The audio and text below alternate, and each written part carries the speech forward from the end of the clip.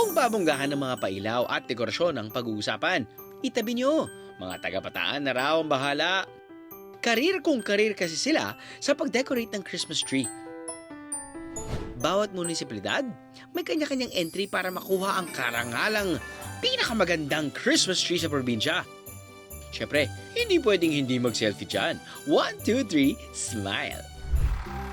Kapag bumisita sa lugar na ito, mas mararamdaman daw ang Paskong Pinoy.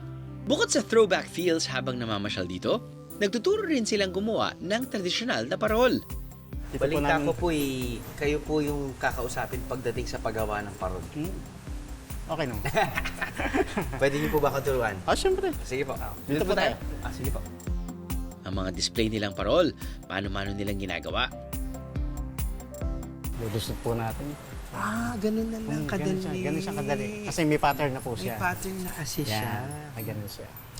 So, 4 po sila nakaganyan. Opo, yan. Tapos nun, Magkakaganon siya. Magkakatugod siya. Ipapaganon. okay. Sa ibabaw. Yung isa sa ibabaw. Yes. Ang galing. Tuloy, ito yung tradisyon na ginagawa natin. Okay. Ever since na natayo sila sa Casas way back 2010, ginagawa na po natin. Ang galing. Isa-isa.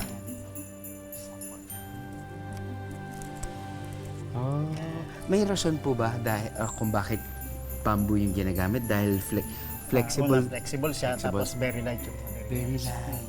Pati madaling kunan? Yes po. Okay.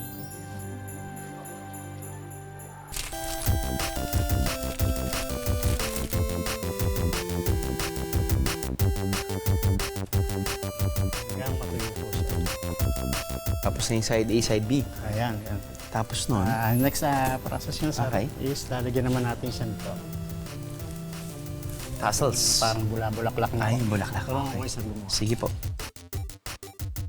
Pagkatapos nito, actually maglalagay tayo ng isang dito, then lalagyan na natin ng buntot. Buntot. Pang finish touch na siya. Okay. Basic lang naman pala, biyeheros.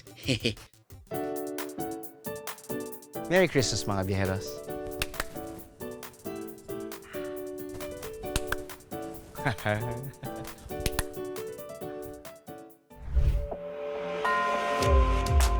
Para kompleto sa recados ang Pasko sa Bataan, ang paborito nating puto bombong, sasamahan ng napakagandang sunset view habang nasa balsa. Perfect! Okay, isa bang hindi pwedeng mawala sa Pasko ang puto bongbong. Kahit medyo matigas siya.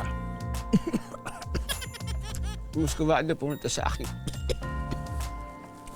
Pero hindi siya makawala. At wala rin tayo tubig.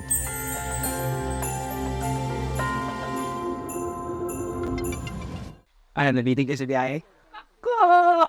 All you gotta do is just subscribe to the YouTube channel of JMA Public Affairs and you can just watch all the Behind the Drew episodes all day, forever in your life. Let's go! Yeehaw!